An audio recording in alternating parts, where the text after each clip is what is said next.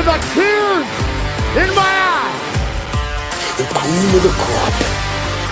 Acknowledge me.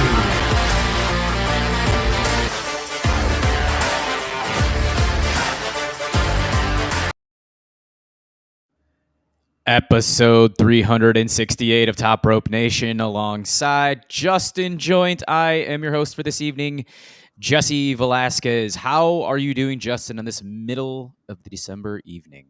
It is cold and windy outside, but I am doing damn good. I am doing so damn good that I have actual booze in the glass tonight.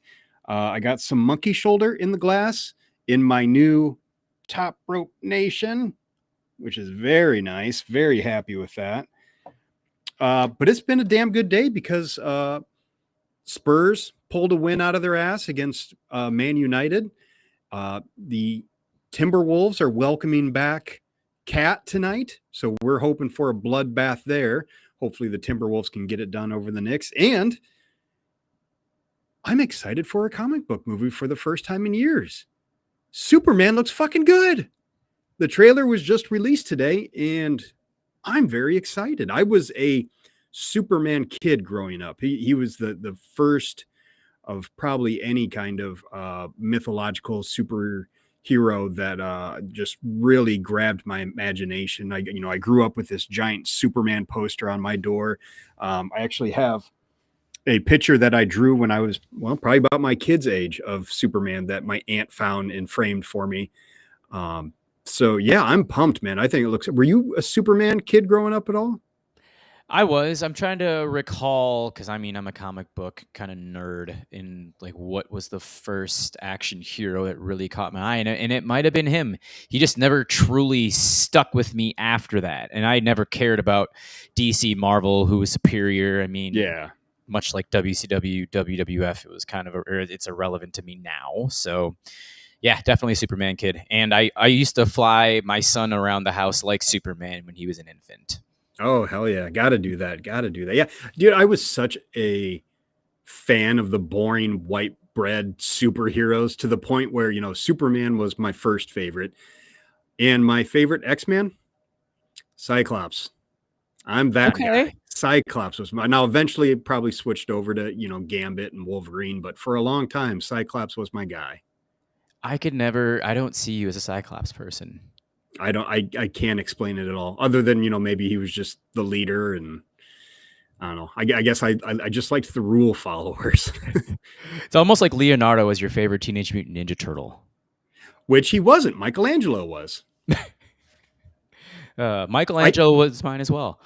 What can I say? I contain multitudes, I guess. Hey, it's nice to have 4 separate characters. I feel like I have a little bit of every Ninja Turtle in me. Now I would say I lean more towards Donatello. Did you ever see the Mutant Mayhem movie? No, I have not. Latest animated Turtles movie. It's really good. Definitely recommend it. I believe you. I wonder if I should I might have to introduce my son to that over the holiday break next weekend when I have him. Also, sorry, while I'm thinking of animated movies, Wild Robot is unbelievable. Absolutely freaking loved it. Cried because I'm a wuss these days, but couldn't recommend Wild Robot highly enough. I've heard a lot of good things about that, so that's good to know. I'll be taking notes on that as well. Last question about comic books or comic book movies. You had mentioned that this is the first comic book movie in a long time that you were super stoked for. What was the last one? Oh, what was...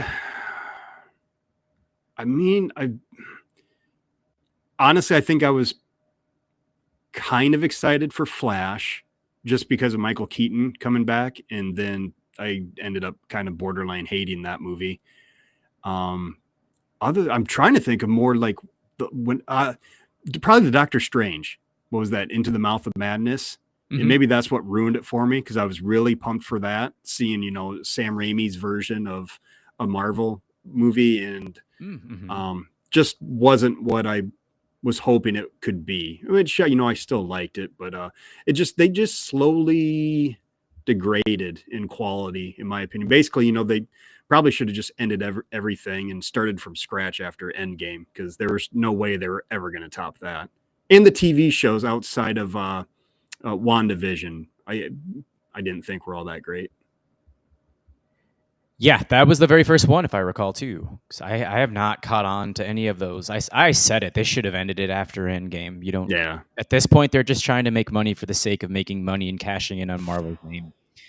People aren't interested in these, you know, I'm sorry, but these side characters trying to, you know, play the roles of the superheroes we grew up on, you know, just it's not going to work. Yeah, I mean, the last Spider-Man that I saw, I think that was after Endgame. That was excellent, but outside of that, there hasn't been much. All the Spider-Man, I've seen all. Home? No. Yes, there was Homecoming, Far From Home, and I don't remember the name of the third one. I loved them all. Yeah, those have all been excellent. I agree, and honestly, I thought Wolverine and Deadpool was fucking hilarious. I was also pretty drunk when I watched that one with some buddies, so that probably helped. I still haven't seen it, and here I am with True to Blue. I've heard. I'm a huge Wolverine fan as well. Like Logan is still in my Mount Rushmore of favorite Marvel movies ever. Oh yeah, that'd be up there for me too. You just can't go wrong with a superhero action movie that highlights Madonna's "Like a Prayer," one of the greatest songs of all time. Oh, and then Johnny Cash at the end of Logan. Oh yeah. I'll have to watch that. That'll probably be a New Year's Eve affair for me. So you're drinking alcohol in your beautiful Top Rope Nation rocks glass. I have NA tonight, so there we go. I haven't had one in a long time. Ooh, an athletic too. Got a little golden ale, which I've never tried before. They're solid for NAs. Okay. I mean, I've always gone the hazy IPA route because that's just who I am. So. Well, as you can see, Ryan Drosty is not here this evening. The weather terrorism took place, as Justin alluded to, with the very, very cold winds that are been taking place in Iowa up here to my city here. We've got about 3 to 4 inches of snow in about a 4.5 hour span. So Ryan, thankfully, did not get caught up in that, but unfortunately, he will not be with us this evening. You can catch him, Justin, and Kyle Ross on a TRN Patreon show, which I'm highlighting here, patreon.com/TopRopeNation, where you can find the recent edition of Classics, 2 hours on Survivor Series 1992. While my son and I were doing puzzles and reading books, I had a Bluetooth in my left ear listening to every bit of that show. Got to love all these beautiful names scrolling at the bottom right now. Love all these people. They're tremendous. And I can guarantee you. Go ahead, Justin. We have a new one. I listened to your guys' Saturday night's main event review, and I heard a certain Carter Allin is our latest Patreon. That is correct. Are you familiar with Mr. Carter Allin? That is my cousin. He is the guy when I decided I was too old for professional wrestling and stopped watching. I gave him all my figures. What he did with them, I don't think I've ever actually asked him what happened to all those. But I gave him all my wrestling figures. Well, I gave him all my WWE ones because I still have my WCW ones. But yeah. Nice. Okay. Yeah, that'll definitely be a question you'll have to ask him over the weekend if you still keep in contact with him. I'm assuming you do. I'm excited for him to dig into our backlog of episodes. We got some good stuff in there. There are so many things, and we're going to be hitting the December classics here probably in a couple of weeks, I would imagine, after New Year's. I'm very curious to see what's up for vote. I put up a couple of ideas on Pro Wrestling's Then and Now with Frank Pettiani, which I was on to review Starrcade 1994. Let's not do that one. Don't get the idea to nominate that. I already said on that show, if you do nominate it, I might have to revoke your patronage. So, using the old Dominion machine, as our old host once said, I would not mind Starrcade 88 or 89. Oh, yeah, I'd be down with that. Take either one of those. Justin, we got to get to current day, WWE and AEW. We're going to be hitting really, really heavy on AEW here within probably the next 10 minutes, I'd imagine. First things first, you missed our Saturday night's main event episode. I know you had quite a bit going on with family and such, and that's that time of year. Give me your thoughts on what you saw of WWE Saturday night's main event. Yeah, so I didn't get around to it until I think Sunday night is when I attempted my watch, because I did not make it all the way through. Loved all the retro stuff. I think they could have gone further with it. I wanted to see um, those old wrestler inspired fonts when they were showing who was facing who. You'd have the Macho Man versus Honky Tonk or whatever, and you have those beautiful signature fonts for each wrestler. I was hoping to get that, and I was also hoping to get the opening show promos, kind of like how when Collision first started, and kind of their little bit of paying homage to Saturday night's main event. They did that for the first couple shows, I believe, and then it just got scraped to the side. But I was really hoping for that, especially over this new trend of camera shots of dudes walking in. I am so over. I mean, even freaking AEW started their show with the Death Riders walking in the building. It's like, can we come up with something better? I mean, even like a 15-second promo from one of these guys is going to do more for the show than, oh, yeah, here's people walking in. That's exciting. I mean, fucking Saturday night's main event did that for like 5 different people, it seemed like. But then it ended up really losing me because lots of commercials, so much non-wrestling stuff in that show. And it seemed like every match, or at least the first two, it was like the match would start 2 minutes in, somebody would get thrown to the outside and it would go to commercial. And it was like, oh, so we're probably going to be doing this all night. So I tuned out. I just, it wasn't for me. I think I would argue against Frank with his take that he thinks it's better that the Kevin Owens angle after the show, should have stayed off air. I think that should have been on the show. The whole point of this is if supposedly this show was going to get eyeballs from casuals or people who aren't really interested in the product at all anymore, I think you needed something to really hook them. And that would have been the hook, seeing a package pile driver, a move that, it looks pretty dangerous and who the normal fan would have never seen before. And then an altercation with Triple H would be making people, oh, whoa, what the hell is going on here? I might have to tune in to Raw on Monday to see what's up. I think that would have actually hooked people. And honestly, growing up, the thing that hooked me into wrestling was the Twin Hebners. A crazy angle is what hooked me into professional wrestling. And I think that's what they needed to do. They just put out, some okay matches, and I just don't think okay matches are enough these days. Although I don't think there's actual, any audience out there that they could bring in. I think things are pretty steady, and I think the ratings showed that this essentially got the same rating as any other, Raw or SmackDown or whatever. So overall, love the retro stuff. It was fun hearing Jesse. He was, as you pointed out, he was much better on this show than he was on the Bill Simmons podcast. He was really bad on that.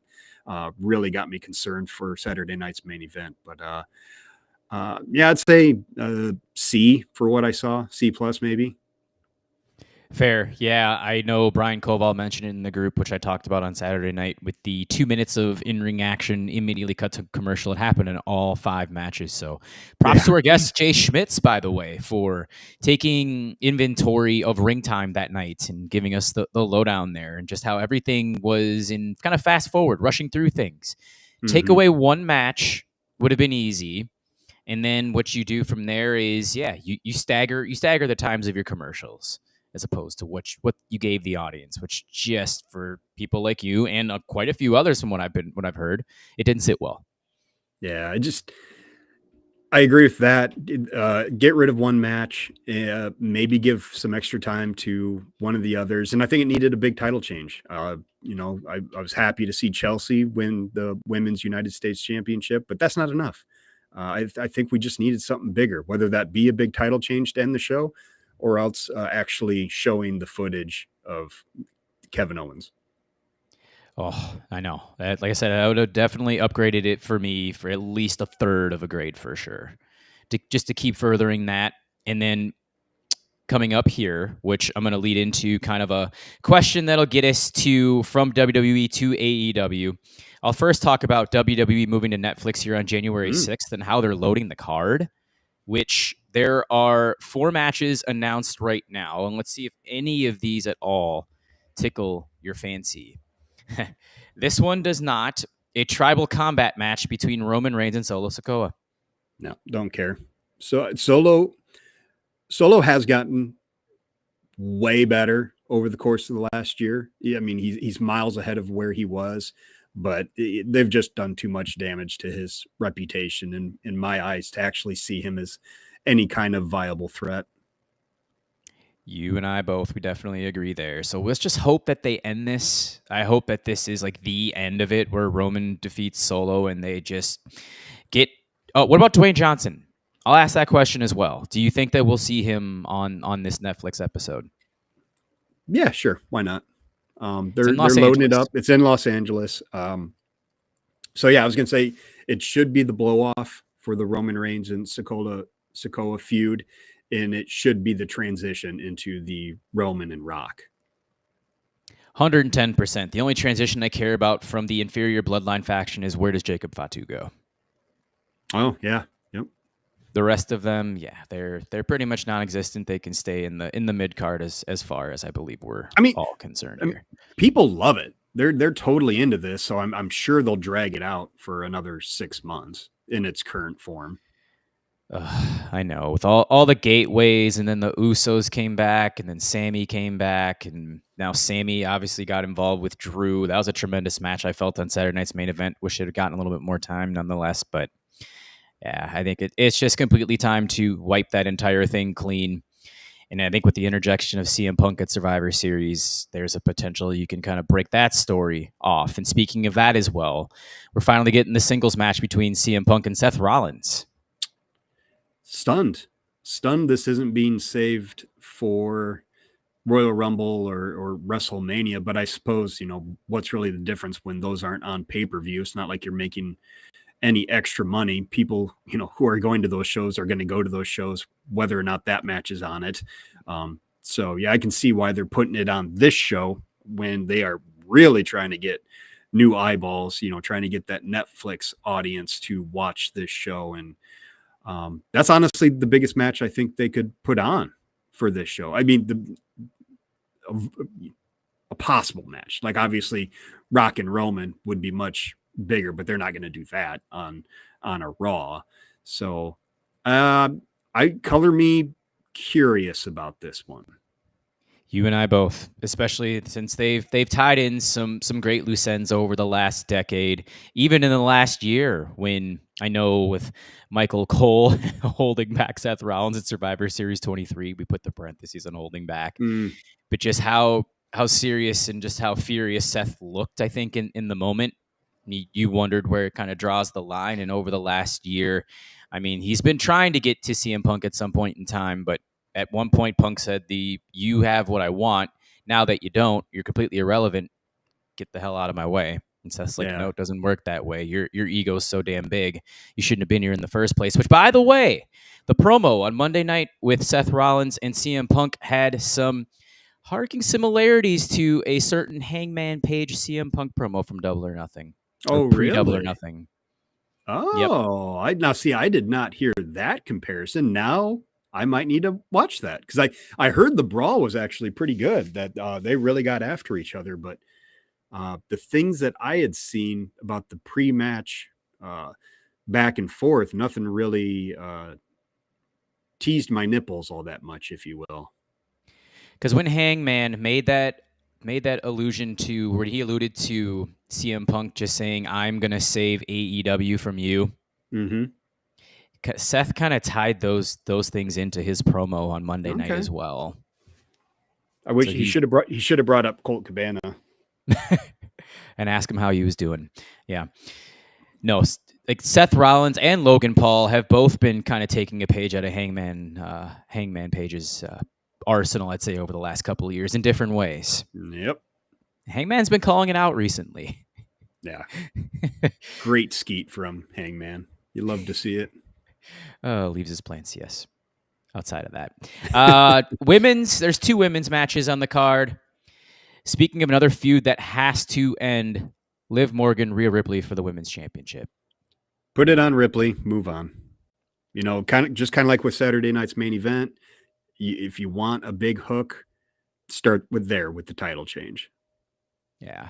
And they have not done a great job, which was brought to my attention on Blue Sky on Monday night. They've done a horrible job building up contenders to Liv Morgan. And it's only because they're keeping the seat warm for Rhea Ripley.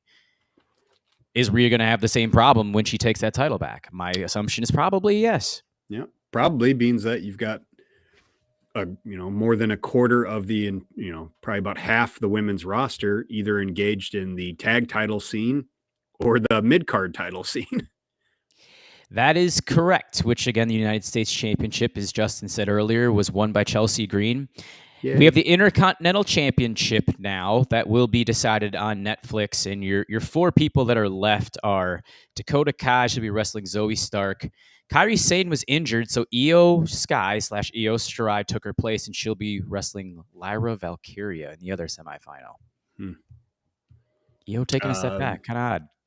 Yeah, I don't know. I couldn't even tell you who should win out of them. I think from what I've seen, and I was thinking Chelsea Green was going to win it. I think Dakota Kai is going to be the one that's going to take this too. She just seems to be like a IWC fan favorite, more or less. I mean, Lyra Valkyria, I think, would be a decent one because she's already defeated Becky Lynch in the last year, defeated her for the NXT Championship when Becky went down there. So that's a possibility too. I don't see anything with Zoe, and then Io. This is a step below her pay grade, in my opinion.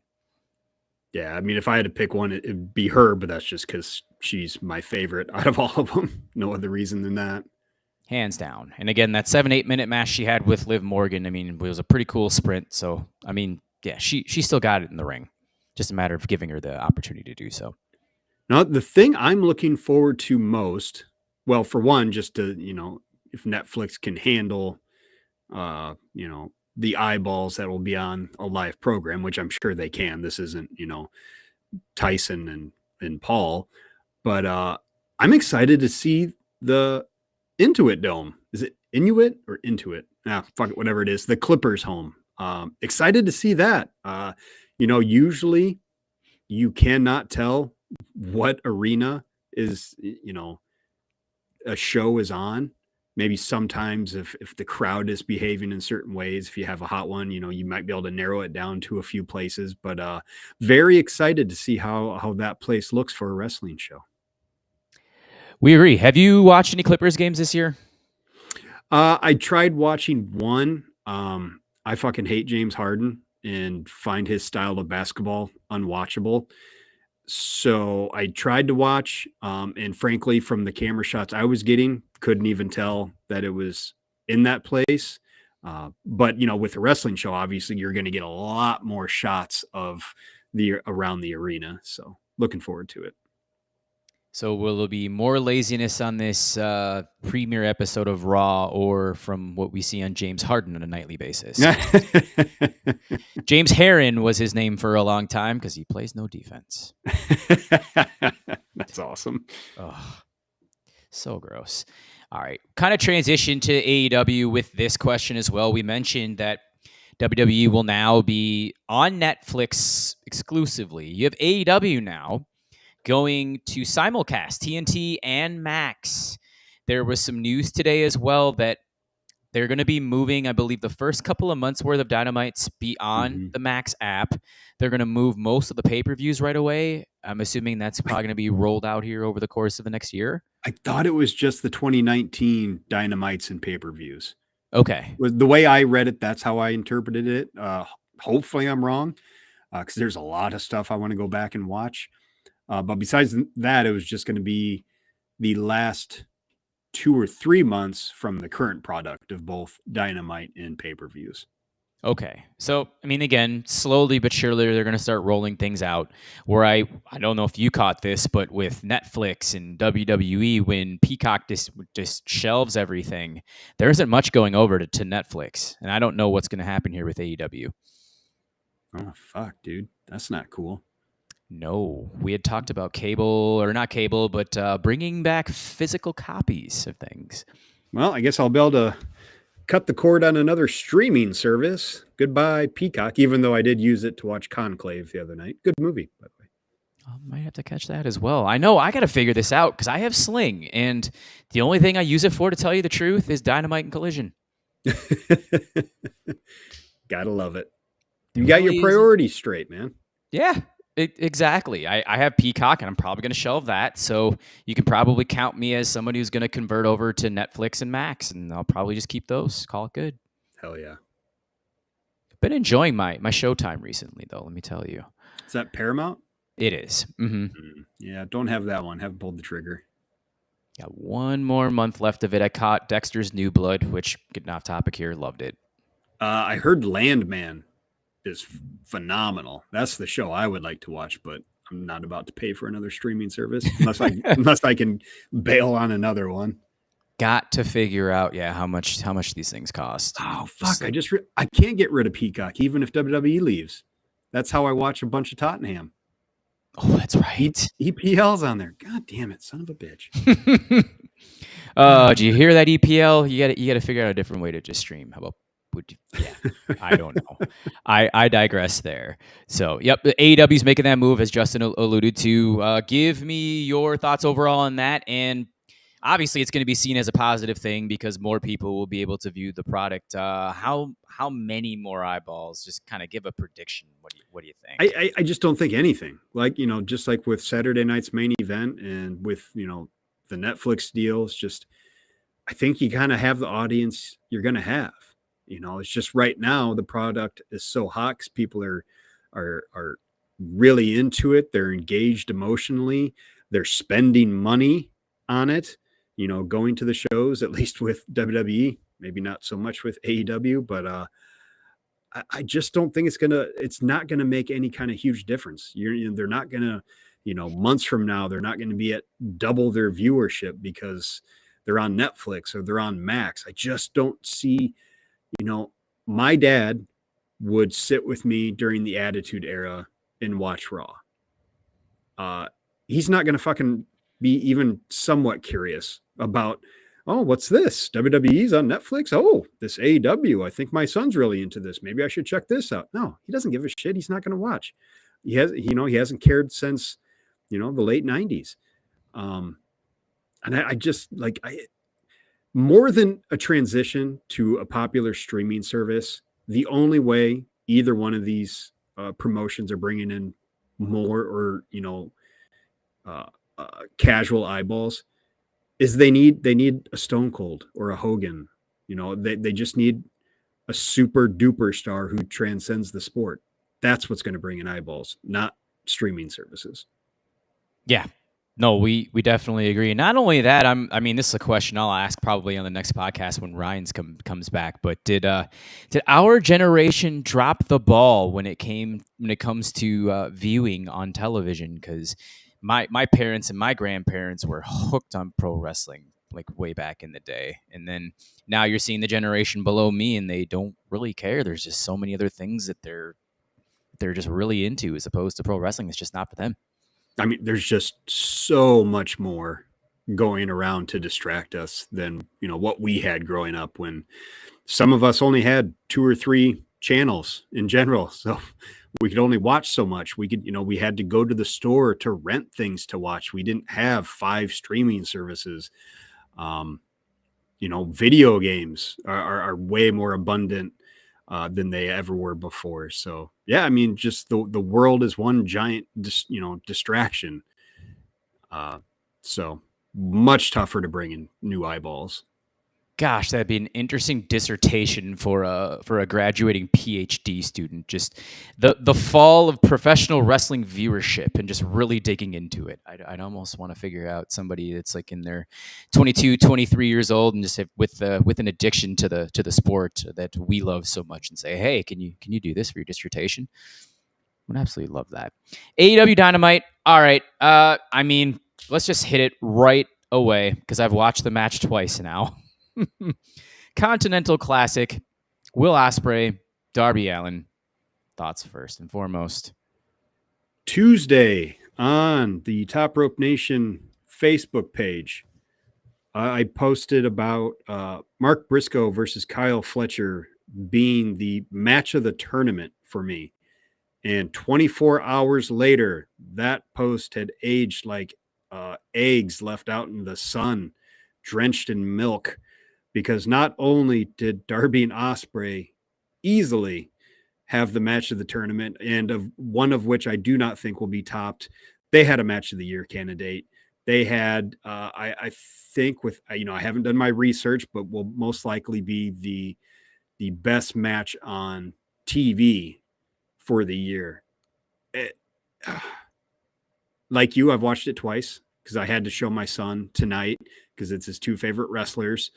I just fucking loved it because all the things that can drive me nuts about a Will Ospreay match, Darby's style prevents all the shit I don't like from happening. Darby is so good as a baby face selling, and he takes his time with selling, that it slows down big chunks of the match where I think Ospreay would probably be trying to go at a much faster tempo. Yeah, man. Just the only thing I part of me thinks it should have been over with the Code Red. That to keep intrigue for future matches, you have this like split second moment where Will Ospreay, just loses balance, loses focus, and Darby could have really just gotten this out of nowhere win. And you save the actual finish, which I still liked everything after it. That the styles clashed to the floor. Holy shit. Everything with the finish was good, with Darby having to hit 2 coffin drops to get the 3 count, and with in the opening of the show, he did the "It's Showtime" call back to Sting, and then he does Scorpion Death Drop in this match. I think all of that could have been used in a rematch, but that's nitpicking because what we got was fucking incredible. Absolutely loved it. It takes a lot to beat Will Ospreay. I mean, in order to try to catch him off guard, that hasn't been done yet. So I mean, we can save that for down the road, or if ever, I don't know. I mean, maybe in like 3 or 4 years from now. So I really like the way that Darby won the match, and it's the only way you could. Starting to not necessarily rehab his character because I don't really think it needs it, but I mean, he's lost a couple of matches that I almost felt he shouldn't have. I mean, number one, you got Jack Perry. I mean, just to get out of that feud, and then you had the match with Moxley where he got rid of his title shot, and he's just said, "All right, I'm going to take you on for the title shot." He lost to Moxley. Okay, that makes sense because it's Moxley. Now the loss to Claudio that we had kind of poo-pooed about a month ago, now it makes more sense. And I'll give you, and the easiest reason is because the rematch is coming on Saturday. Yep, and it could determine the table. Darby's winning that. Oh, yeah, I agree. Especially since he just lost that Claudio match. Yeah, I agree 100%. They're doing a really, really good job rehabbing Darby with this tournament, with him being in it, and while still keeping him tied to the Death Rider stuff, with him calling out Will Ospreay. It's like Will Ospreay's just like, hey, I'm concentrating on the tournament. After the tournament, I'll be more than happy to help you out, which is great, storytelling and putting importance on the tournament while also keeping an eye on the major storyline going on in AEW right now. But yeah, Darby getting this win, getting the Claudio win. Does he have only one? Is it just the Claudio match, or he's got another one more at least, right? Let me take a look here. All the Gold Leaguers have 2 matches to go. So shit, Darby's got Ricochet left too. Yes, which we're going to get into him here in a moment as well. Yep, you got Ospreay. Okay. Yeah, Ricochet trying to run the gauntlet with Darby Allin and Will Ospreay back to back after his little 1.5-minute segment where he's trying to weasel his way into or become a newest member of the Hurt Syndicate, and now he's kind of got to switch streams here because Lashley, they just grabbed him and just saying, you're not taking this serious enough. You're kind of just a cocky, arrogant prick. This is just in that one show, last night's Dynamite, this is the most interested I've been in Ricochet in years. I fucking love this new character. Because he's what they call him, an ass kisser or something like that. Very intrigued where this is going. We've talked about it before as to why this AEW run wasn't clicking with Ricochet, and that's because, you know, he's not the athlete he once was. He's not, you know, the sole guy in the industry that could do what he could do there for a while. Now there's lots of them, and there's lots of them in AEW. So he has to have another dynamic to be able to not get lost in the shuffle here.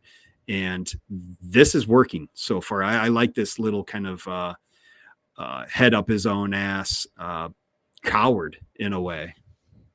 I think it works out well. Maybe he'll get straightened out by the Hurt Syndicate when he joins them. Because, I mean, they could definitely use a guy of his stature, Cedric Alexander-esque. I mean, it'd be perfect. Yeah, I definitely would like to see Shelton paired up with somebody to add some juice to the tag team division. I don't know if Ricochet's the guy now, especially after they made him look like such a coward, you know, with that promo. But there's got to be somebody out there. I just don't know if Ricochet's the guy. Yeah, they've been handing out cards left and right to about probably 5 or 6 different people. So do they add 1? Do they add 2? I mean, jury's out there.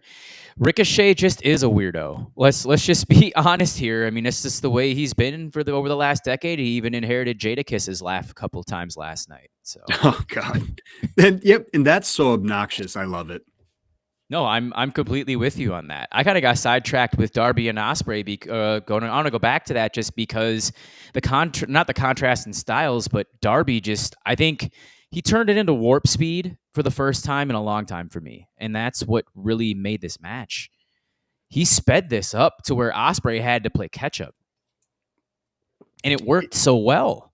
And the thing with Darby, just because he is such a Gumby out there, just the way he can move, that some of those counters, you know, the back and forths look so fluid and natural and not performative. This was a perfect, you know, one-on-one with two guys, their talents. And even though they're both baby faces, it worked to perfection. No, and that's exactly what I said, was just the transitions didn't look choreographed whatsoever. Everything looked natural. Yep. And you don't see many people that can hang with Ospreay from that perspective ever. I mean, he had a match with Rey Fenix about 6-7 months ago. I felt that was similar, but not as good as this. I was and Darby. That show. That's right. That was the Des Moines show. Yeah. I forgot about that. I don't remember what your take was at the time on that one. Loved it. Thought it was awesome. Rey Fenix is really good when he's not acting weird. Oh man, Rey. All right. I have to rip this joke off right now because you just said it. So they teased a Penta debut coming up here in the next month and a half for the WWE. Okay. To which I saw online, and it made me laugh so hard, is that he can't move. He can't use pretty much anything from his moveset whatsoever in the WWE. Can't use the Sling Blade because Finn Balor has it. Can't use the Canadian Destroyer because it's a pile driver. He can't use the package pile driver that Kevin Owens just used off screen because the pile driver is outlawed. What's he going to do for a moveset? Becky Lynch has his other one, the Disarmer. Exactly. What is he going to do for a moveset? Well, I give him my blessing to steal the Sling Blade from Finn Balor. I don't see any problems with that. You can use other mid-carders moveset. Oh, yeah. 1-9 Finn Balor. Nice job this year. Now, back to Dynamite as a whole. Give me your, let's see. This is what we were going to touch on. The AEW Women's Division. Yeah. And kind of the upcomings of it. We saw Mercedes Moné in a pretty solid opener last night with Anna Jay. So we'll start from there, and then we'll talk about the direction where it's headed, because it's not sky high, but it's on its ascension. Compared to where it was a year ago, it's in a really great place. And especially even considering where it was in the spring when it really felt like actually, spring to early summer, where it felt like Mercedes's AEW run was kind of floundering a little bit. Real quick before I forget, I have not. Were you able to see the is it Hazuki match with Mercedes from this past weekend? I have not. Me neither. Hearing good things. Mercedes might be on a bit of a roll right now. Obviously, she had the excellent match with Statlander at Full Gear, but this women's division, I would put the a lot of its resurgence on Mercedes at the moment, and then you have Tony Storm, Mariah May doing just acting and wrestling can be very iffy as to whether or not it works. It's usually either okay or really embarrassingly bad. And both Tony and Mariah are pretty phenomenal at it. So those three ladies, and then you have like the two kind of backbones, in my opinion, in Willow Nightingale and Statlander. They're the ones who just, you can trot them out. They're going to have just a real banger humper of a match, no matter when or where that happens. But the thing I'm most impressed with is kind of how they've grown with Anna Jay and Julia Hart. These are women when they first came in. It's like no interest for me in seeing any of their matches. Just way too sloppy. Didn't really seem like they knew what they were doing. But Anna has looked fantastic. Julia already had shown that she had made leaps and bounds progression from where she was. Then you have Jamie Hayter's back. She looks like she's really starting to round into wrestling shape after being gone for so long with the injuries. Mina is so entertaining. Same with Harley. She's incredibly entertaining. And when you think about where they were and how they've been and where it could be, I'm very excited at the prospect of Athena finally getting a spotlight on regular television in 2025. That's just fingers crossed. We don't know that for sure. But if you add her to this women's division, holy shit. I mean, there are legit, like, you talk about the women's world title, there's like 3 or 4 of them that I think are pretty fucking deserving of it in 2025. Athena and Willow at the top of that list for me. I'm hoping that Athena loses tomorrow night. Yep. To Billy Starks. That's first and foremost, because we can finally please get her on All Elite Wrestling television at some point in time. Her slate right now is essentially clean because we haven't seen her in so long. So she has so many fresh matchups she can roll into, and you can easily present her as a threat. Maybe have her be the one to take Mercedes' TBS title off of her right away. Yes. And it's funny. We talk about there being too many titles in wrestling, and there are, but the TBS is a quote unquote secondary title that, honest to God, feels just as important to me as the world title does. Just because when you look back at the lineage of the TBS title, for the most part, it's been carried by kind of the spotlight or the highlight of the women's division. It was Jade Cargill for so long, and now it's Mercedes Moné carrying it. It's just they've done a really good job making sure that title doesn't look subpar to the main one. Big time. I think there is a gripe that I have had, and it's still taking place right now, is there will be a woman that will lose we'll just say the AEW Women's World title shot. She'll get immediately thrown into the TBS, which has happened to Anna now. And it also used to be the other way around, where someone would lose in an initial TBS title match, and then they would get thrown into the world title picture. Yeah. Wish there's a little bit less of that. But, I mean, again, with all these burgeoning talents that we mentioned, Julia and Jamie Hayter will be wrestling on January 1st for the first ever Max and TNT simulcast Fight for the Fallen. I'd have to assume Julia's going to be winning that one just because she's the heel here. And making her return, I think, more importantly. Yeah, so I mean, just find some shenanigans so Jamie still looks extremely strong in the process. Yeah, I agree with your sentiments about, the flaws in the division. I think some of that they just can't help because it's not as big as the men's division, so they kind of have to recycle some of these competitors. But I think if you look at the booking of some of the latest shows, it does feel like they're treating the women's matches with a little bit more respect. You think about Full Gear, something that I know has driven you nuts, where they usually put the women in the death spot. Well, they did not do that. They did that to Ricochet and Takeshita in Full Gear. They opened last night's Dynamite with the women's match, which is usually a spotlight match, the first one in Dynamite.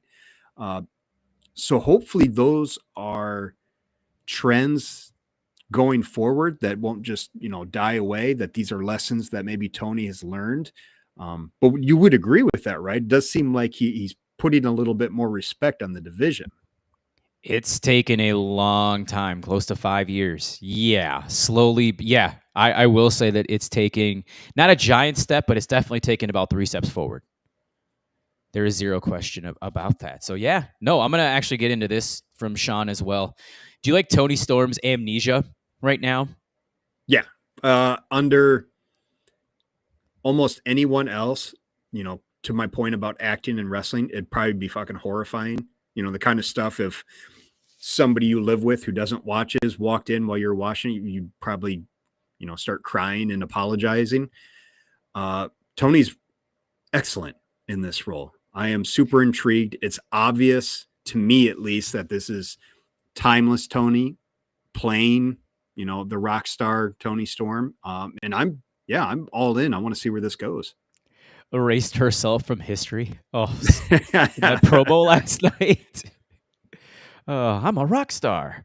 Yeah, that's the thing. The acting is like, you can tell she does not totally believe that when she says it. Like she's laying it on just the right amount. It's not too thick to be embarrassing, but it's just enough that if you're paying attention, you should catch it. Absolutely. Oh, and RJ City's the one who's producing all this, so it's great that he's got his hand in some of these segments as well, where he's on screen with her, because they have good chemistry together. Yeah, and I used to despise RJ City when he first started. Oh, same. I will publicly apologize right now. I am sorry, RJ City. I know what was the other big story? Was it him all along with the Tony and Mariah? I believe that was kind of his baby. Yeah, he's doing God's work. Bless him. Mentioned Mina Shirakawa. She'll be wrestling Mercedes. I want to say at Wrestle Dynasty. Yes, that is correct. Looking forward to it. It'll be fun, and it's for the New Japan Strong Women's Championship. But yeah, no, all things are looking very, very bright. I saw back earlier Sean talking about Thunder Rosa and her just getting a title shot out of thin air. Yeah, I mean that's definitely. I agree there, because she's been kind of hit and miss with her character in the last 6 months. But I mean, this is just another way to, just kind of, as soon as this match is over, Mariah retains, we move on. She moves to the back of the card. That's been the entirety of pro wrestling history. People just kind of stepping into title matches.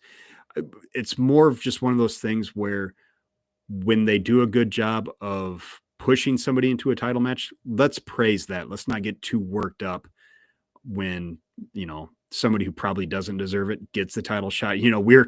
We've been talking a lot of 92 and classics lately.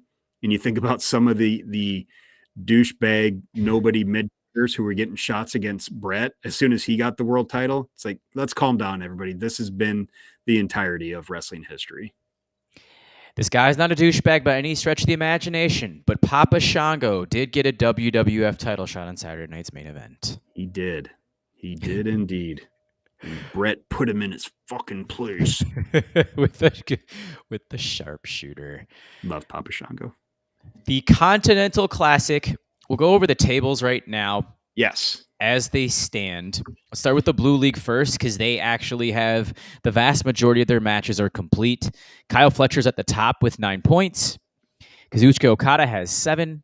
You have Shelton Benjamin and Mark Briscoe at 6. Daniel Garcia has 4. He has 2 matches remaining, so he can get up to 10. And poor Beast Mortos has the donut. Would you like to see him beat Mark Briscoe, yes or no? No, at this point, I think I'd just rather see Mark Briscoe get to 9. It sure looks like, from the table, my assumption is Okada wins his last one, gets 10. I'm kind of thinking Garcia wins his last 2, and he ends up with 10 as well. And Kyle Fletcher is kind of the odd man out. Maybe that can play into whatever is going on with Will Ospreay at World's End, interference in Continental Classic matches, but maybe he can attack him pre-match or something to kind of build on that feud. Otherwise, I think we are looking at Shelton and Mark need to sit at 6 if we do want Kyle to go over. I guess Kyle and maybe Garcia could go to another draw, get one more point. But would you agree Okada is definitely going through? 100%. Mm-hmm. Then who do you think your second is? So you alluded to it. Kyle Fletcher, Daniel Garcia, that will be on December the 22nd. And by the looks of things, okay, no, because Kazuchika Okada and Shelton Benjamin are also wrestling. That's the Christmas Dynamite, by the way. It's being recorded on Sunday, and it's going to be displayed, or it'll be played on Christmas. Okay. Let's go. I gotta stick with Kyle Fletcher here. I think I do. I mean, they're really putting the heater on him, and I know that Garcia has 2 losses right now. Is that right? No, just 1. He just has the 1 to Mark Briscoe. He lost to Mark Briscoe, and then he's got the draw with Okada. That's right. Okay. Yeah. And he's go ahead. And he's the TNT champion, man. Like I have a hard time not seeing him get through. Although there's the obvious, match waiting with Fletcher and Ospreay. He still has Shelton Benjamin. Also, Daniel Garcia does, and Shelton Benjamin. He beat him up. I mean, the Hurt Syndicate took care of Mortos after the match, Briscoe and Daniel Garcia. So we got that playing into it. See, now this is part of the reason why I didn't want Daniel Garcia in this. Part of it was number 1 repeat offender. That's fine. I don't care about that anymore. I think it's a matter of him taking losses. I think, granted, they are against very good competition, but then what does that say about? I mean, it's going to give him a slew of contenders afterwards. He's going to have to wrestle. That's Mark a good Briscoe. thing. I mean, there you go. If Shelton beats him in this, that's a pretty great TNT, match down the road. My only problem is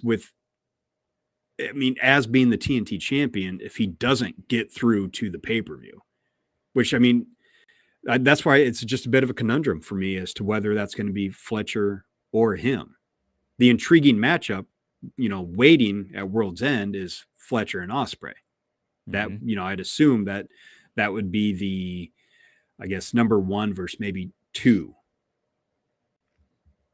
That win came out of nowhere for Mark Briscoe. And here is, I saw Sean earlier saying that should never have happened with Briscoe defeating bad take Garcia. It is, and I'll give you the reason why. You look at the G1 climax and how grueling that tournament was. You would see the title holder lose a couple of times. And if he didn't get through and win the G1, he would have to give world title shots to the person that beat him. Yeah. Yep. So that's where it just kind of follows your round robin history, and it just makes sense. I think they should play that, by the way.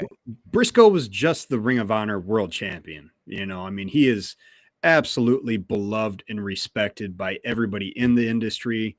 And I would assume most people outside of it with eyeballs, because, few people work, there's no way of saying this without being a nerd, that work more believably to me in a ring where everything looks fluid in a non-performative way. Everything makes sense. Everything is crisp. Mark Briscoe is one of the best in professional wrestling right now. Hey, I mean, Put some respect on his goddamn name. even his kung fu stuff gets over. Fuck yeah. Love chicken. I think they're gonna have to play a draw in here somewhere. Daniel Garcia's gonna have to go for a second. So I want to see more draws too, especially since it's only 20 minutes. That would be my own. Well, I said previously, I miss the post-match interviews they did last year. But the other thing I would say, let's get some more draws. So last year it was just Danielson and Claudio? Yes. Yep. Okay. And we already have our one this year, apparently, unless we're going to get another one, which I think we're going to get another one. I think you have to, just to protect Daniel Garcia in this case. So I will go Kyle Fletcher and Kazuchika Okada going over with 10 points. And what that would mean is Fletcher... Garcia and Fletcher maybe doing the draw? Yeah. I think it's going to have to happen. Garcia will end up with... would it only be 5 points for him? Yeah. Well, no, because he could beat Shelton. Right. Shelton's got a tough road with Garcia and Okada coming up too. Garcia could end up with 8. Okay. And that would put him third, as long as, Ben Shelton and Mark don't get another win. That's the thing, though. I mean, you have Briscoe already that can contend for Daniel Garcia's TNT title. If you have Shelton win, he could do the same thing. Mm-hmm. So, I mean, call me crazy here. Yeah, I almost want to see that. Same. But I'm glad we agree. Okada's definitely in. And then it just kind of comes down to Fletcher and Garcia. And I'm assuming you're like me, just kind of happy to see Shelton and Mark have a good performance in the C2. Beast Mordos, he's just one of those characters beloved here at Top Rope Nation. I do not accept any Beast Mordos slander, but that character isn't going to be winning any world titles or mid-card titles anytime soon. He's just one of those guys you're just absolutely pleased when he's on the card, because it's going to be a good match. It's going to be fun. That's enough for me. I don't need him to get any wins in this, unless it's obviously to keep I think he is already wrestled. Who does he have left? He's got Briscoe. Just Briscoe. So yeah, I mean, I'm okay with him losing that one. Okay. Or that's his one win. I mean, either way, it's win-win. Oh, it just made me laugh, that 15-second promo of Okada calling him Beast Mortos, and Beast just does his roar. Bitch Mortos. Roar. I got one more complaint about the C2. I don't think these guys should be in any other matches outside of the tournament. I don't like that. Like, to your point, this is supposed to be a grind, like the G1. And why Beast Mortos is out there having squash matches. They had that big 10-man tag or whatever that Garcia was in, along with some others. No, get rid of that, man. Anybody in this tournament, their only matches during this time should be C2 matches. Yes. I mean, you really, other than last night, you haven't seen Claudio come to ringside with the Death Riders because of this. Right. Yep. So makes a lot of sense. Well, now you go to the Gold League, where almost everybody has 6 points. I just spoiled it for some folks here. Everybody has 6 points except for Commander. So if you're watching Rampage, spoiler alert, yes, Brody King got the win over Commander. Who do you see? I mean, the golden opportunity for 4 of these guys to have 12 points. I mean, obviously it's not going to happen because they're going to be wrestling each other. Yeah. I think it's going to be Darby and Will. There is something interesting they can do if they want to continue to build this Darby and Death Riders thing, where the Death Riders have to, in some way or form, cost Darby his chance to go to World's End. And maybe it's Ospreay and Claudio. I would be all for, another Okada and Claudio match at World's End. But I think those would be the 3 options for guys coming out, would be Darby, Claudio, and Will. You want to treat Claudio as strong because number one, you have been, and number two, he's part of your biggest angle in the company. But I think our matches at World's End, confirmed matches, number one versus number two for each side. I would assume it's going to be Kyle Fletcher versus Will Ospreay and Okada versus Darby Allin, which, god damn, that sounds pretty fucking enticing, doesn't it? I want to see Darby Allin take a Rainmaker. How does that match look? Because we have the same Final Four. Yeah. Okay. So you agree? You think that's what it's going to be? Yeah. Can you make any arguments for anybody else in the Gold League? I mean, with his current character with Ricochet, like, I prefer what they're doing, but I also can't really take him as seriously, which I haven't really taken him seriously at all in this AEW run. But there's really nobody else, right? Because there's no way Ricochet is pinning Ospreay. Ospreay took his one loss, in my opinion, right then and there. Agree. I can't see him pinning Darby Allin now either, because Darby just got the biggest win of the entire tournament. Yep.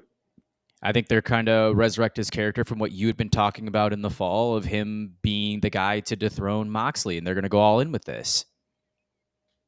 So, I mean, he has to have a tremendous showing here. I think they're both going to end up with 12 points. Darby has to get his win back over Claudio. I think that's a foregone conclusion now. Agree. Is that the last Darby match? Or no, he's got Claudio first and then Ricochet. Yes. Darby, Claudio, Ricochet, Ospreay, Saturday Night Collision, right after college football. So on TNT. So I wonder if Okada finishes first in Blue League, Fletcher second, Ospreay finishes first in Gold League, and Darby second. I think I'd have to roll reverse on that because Darby pinned Ospreay.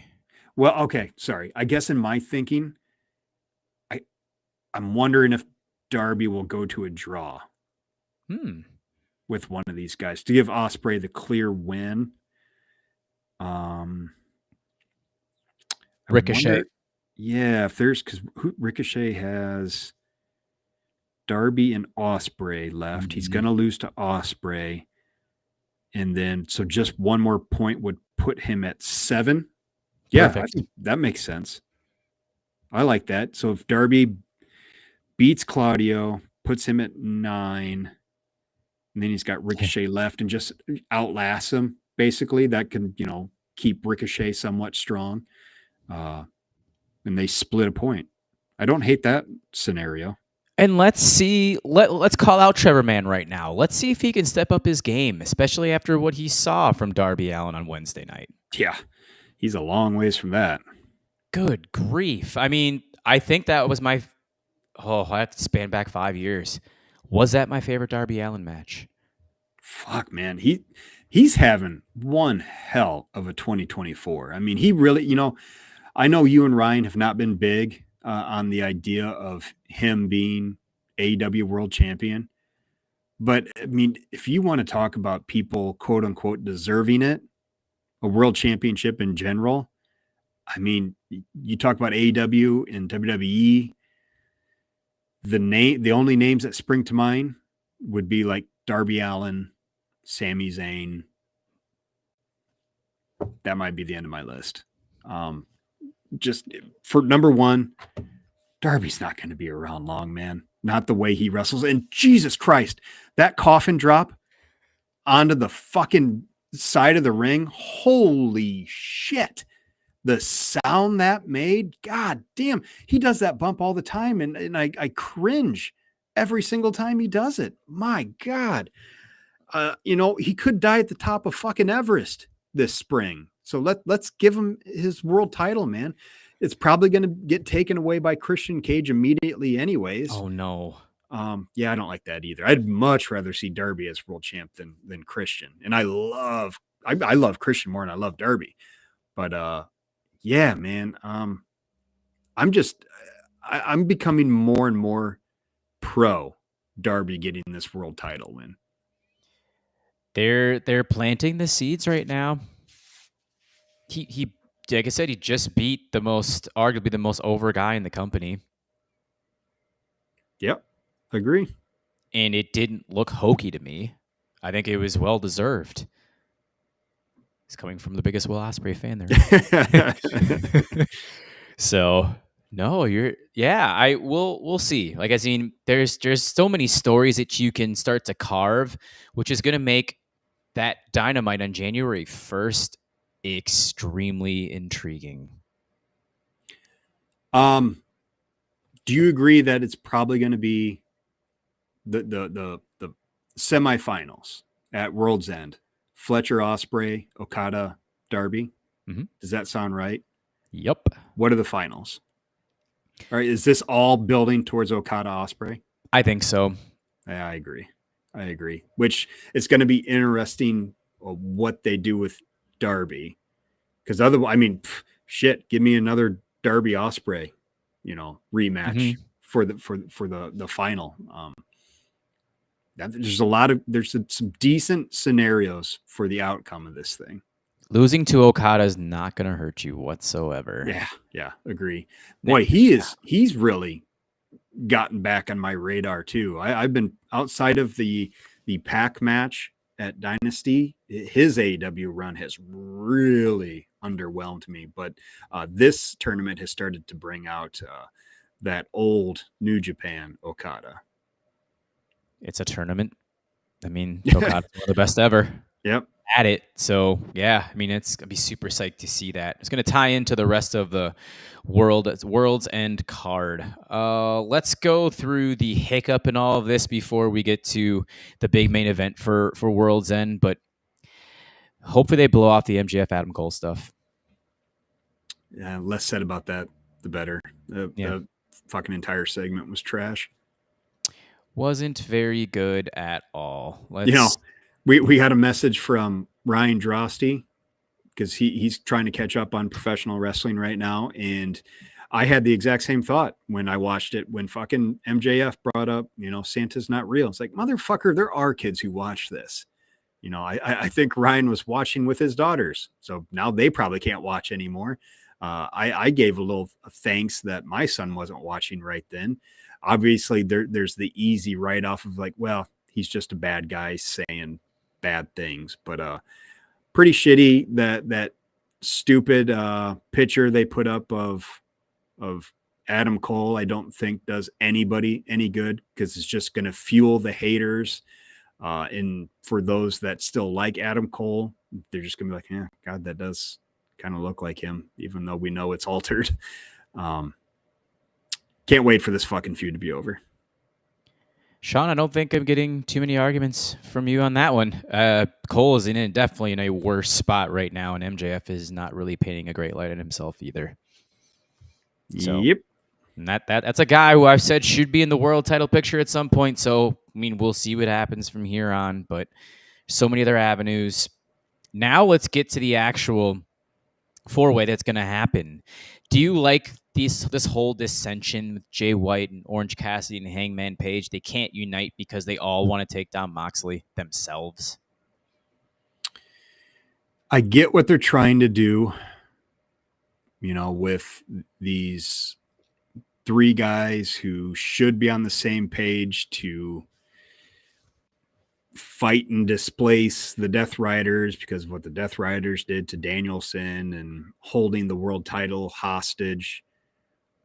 I understand the story they're trying to tell, and it's one that I want to like, that I'm trying to get invested in. But they're, those three guys are really just starting to look like idiots to me, and I'm just not fully buying into it. Obviously, I don't think anybody's buying any one of these guys winning the title at World's End, which is, it's pro wrestling. 90% of pay-per-view matches are this way, where we kind of know the outcome, but I'm just kind of in a standby mode right now. I'm in a wait and see. I'm curious to see if things pick up once the tournament's done and they can truly focus on this story, and if all the stars can start focusing on the Death Riders to make it feel like a bigger deal. You know, your Will Ospreays, your Swerves, how that's going to intermingle with the Hurt Syndicate, because they're really working right now for me. But I am very curious to hear your take on this that you kind of teased to me in our text thread. You know how I felt about Hangman Page's inclusion in any world title picture right now. Yeah. I don't buy it. What I would have loved Moxley Jay White. Yep. Easiest. And honestly, I think you could have spun this. Why not a one-off match between Hangman Page and Orange Cassidy? Another one? Back-to-back pay-per-views? No, Hangman wrestling Orange Cassidy. Oh, sorry. I heard Moxley in my head for some reason. Yeah, I would have been down with that. That'd have been real cool. I think there's an easy way you probably could have told it just after the match and all that stuff, and like Hangman just lingering and hating Moxley so much and just getting in Orange's way that the two of them end up getting sidetracked and they end up having a pay-per-view match. I mean, if you're worried about somebody getting a big pay-per-view world title match after, losing 2 straight big matches on pay-per-view, the easy solution is you have Hangman go over at Full Gear, beating Jay White. That puts their AEW feud at 1-1. They can both make claims for needing to be in this match. I have no problems with Orange being in this because he's truly feuding with this faction. It's not really so much about the world title to him. It's more about getting revenge and stopping Moxley and the Death Riders. So, yeah, I mean, I get where you're coming from. Doesn't really bother me that much just because in my eyes, Hangman is one of 4 or 5 like true superstars in the company. So I'm just kind of okay with him inserting himself in this situation. It makes it a bigger deal if he's in it than if he's not. I buy him as a future world champion way more than I do Jay White. Yeah, I get where you're coming from. Definitely. Especially when that easy solution was there where you just give him the win at Full Gear. Yeah, I mean, I think we all predicted Hangman to do it, and it didn't happen. We're kind of shocked on it, and I'm like, all right, then let's go Moxley Jay White, one off, world title, go for it. And a good way to resurrect Hangman's, not resurrect his character, but just to start getting him back in his winning ways is have him get a high-profile win over Orange Cassidy, who's been red hot recently. Mm-hmm. Yep, I agree, man. Or put him in the C2, let him have a big run in that. I think that, now, all right, Tony Khan, at some point in time in the next 6 months, give me a match between Hangman Page and Orange Cassidy. I just want to see what that looks like. Oh, yeah. I'm down. That'd be fun. As this podcast has been as well. Is there anything else that we missed on the AEW side of things? Because we covered the C2. I think we got it, man. As usual, all of our pre-show talks are about let's keep it snappy. Let's do a short one this time. And here we are going even longer than we normally do, even without our boss here. Maybe that's why we're going longer. He can't tell us to stop. Fuck you, Ryan Drosty. Just kidding. You're fueled by monkey shoulder right now. I am. I'm feeling it. Oh, it's very, very true. Yeah, it's my first NA beer in a long time. So, hey, it's the holiday season. I got to live a little, which I'm actually going to be drinking on Monday night, the 23rd here coming up. So, margarita? I am. Yeah, I am picking up. So Christmas Eve is huge for my dad's side of the family, my family. My brother's hosting. We're doing a Mexican-themed Christmas Eve. So he said, Feliz Navidad. Yes, pick up, which my son sang today at his Christmas, nice. His Christmas party. Oh, it's adorable. Yes. Yeah, so I have him on Christmas Eve, which I guess kind of off topic here. Christmas Day, he goes to his mom's at 10 a.m. I've done all my Christmas stuff. I'm going to be watching wrestling all day like just a total dork, loser, whatever. Awesome. Alone on Christmas. On a Wednesday night. This will be the first Wednesday night I have not had my son ever. I'm sorry, man. That fucking sucks. Come join us. Drive down to Waterloo. We'll have you. On Christmas Day? Fuck yeah. That wouldn't be too bad. Yeah. Oh yeah. So yeah, I'll be watching Wrestling in Peace and having leftovers. One last quick question. Do you have a favorite Christmas movie? Ooh. Ooh. I've switched so many times. I was a It's a Wonderful Life guy for a while. Really? I've never seen it. I know. You totally should. I think now, and I mean, this is one of the not very few things, but one of the things that I still like about my ex is she got me into Elf. Oh, yeah. Classic. I really like Elf. Modern classic. Yeah. Die Hard, Tim. That's a good one. I mean, my son has a cardboard lifelike cutout of Buddy the Elf in his room. So, gotta love it. If you see them, if you're out shopping, and you see it's Goldfish crackers, except they're Elf branded, and they taste like maple syrup. They're fucking awesome. Where is this? Any store. We find them at our local store right now. I've bought 2 packages now because I find myself munching on them all the time. And I don't like Goldfish. They're not like cheese flavored. They're just like Elf inspired Goldfish crackers that are freaking delightful. Okay, so my son is a Goldfish kid. Oh, go find them. I'll see here. I'll look it up right now. See if I can find a picture of it for you. Yeah, that's one of the very few things that my son he's a kid. I mean, good grief. The kid eats so much fruit and so much meat when he's with me that, yeah, Goldfish and Welch's fruit snacks are about the only things that he has that are kind of on brand when it comes to their Here we kids. go. This is what it looks like. Oh, my gosh. I'm buying that tomorrow. Maple syrup graham crackers. He is going to freak out. They're fucking good, dude. Dangerously good. Freak out. Home Alone, Sean, I'm with you. That's in my top... I don't know where that'd be. Close to my top, probably in my top 5. All Alone for Christmas by Darlene Love might be my favorite Christmas song. Ooh. That changes all the time, but I know that was from Home Alone. Love that song. Ooh. Yeah. So anyhow, yeah. So I'll be at Boca Chica picking up. He requested that I pick up 2 bags of chips and 2 pints of salsa to bring for Christmas Eve. Fuck yeah. Raise them right. Oh, yes. How about yourself as we close this show? Christmas Eve, Christmas Day? Oh, family. I have Christmas number 3, Christmas Eve day, and then we'll just do kind of, me, the wife, and the kids Christmas Eve night. I will watch my favorite Christmas movie of all time, Muppet Christmas Carol. Ooh. The fucking best. And then Friday, our 4th and final at my dad's. My goodness. And I will be playing a Nintendo Switch, which is what we're getting my kid for Christmas. I'm fucking excited. Mario Kart, baby. Oh, I almost want to start a podcast about Super Mario Kart now. I'm a Yoshi. Who do you pick? Who's your driver? Ooh. Yep. Yoshi's mine too. Yeah. Well, I guess we can't race each other. I know. Vastly underrated, even though he's super slow, but Donkey Kong. I don't like the slow ones, like him and Bowser. I got to have like a Luigi or a Yoshi.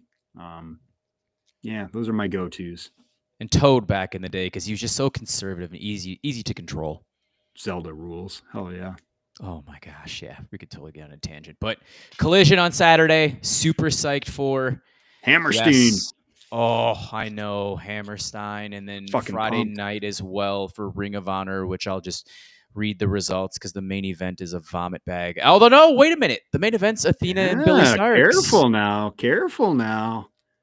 The true main event. Thank goodness. Because Chris Jericho and Matt Cardona in 2024 does absolutely nothing for me. Kind of a poor representation of what Ring of Honor is, having that as your world title match in the year of our Lord 2024.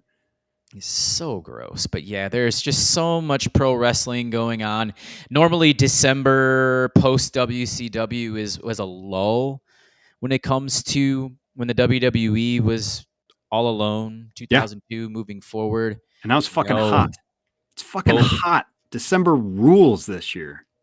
Both promotions are kicking into high gear, and I'm loving it. So the addition of the C2 from Thanksgiving to December has made AEW, yes, well worth your watch. Any other closing thoughts before we roll? And thank you, chat. Always appreciate it. No, man. We've gone over big time. But I fucking loved it. This is flown by. Ditto. Patreon.com/Top Rope Nation is the best way to support us. $5 gets us a long ways. We'll be doing a classics in a couple of weeks. Again, Survivor Series 1992, where Kyle, Justin, Ryan, the original trio, they did a 2-hour beautiful job covering that show. We'll be covering something in December. Super psyched for that. And yeah. Uh-oh. Lost you.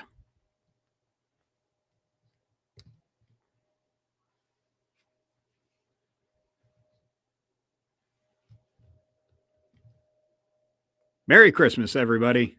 Peace.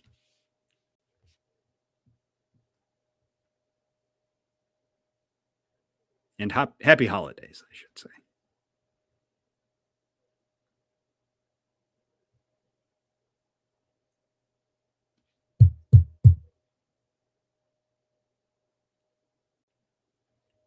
Ryan, you might have some editing to do here at the end of the pod. I can't hear you, buddy.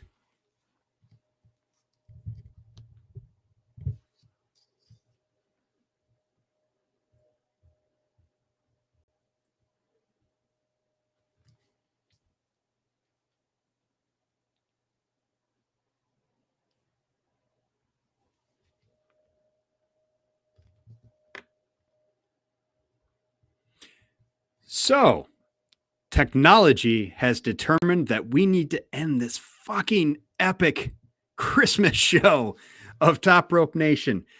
I hope all of you have a very happy holidays from all of us here at Top Rope Nation. Enjoy your professional wrestling. We will see you later on. Peace. Crypto.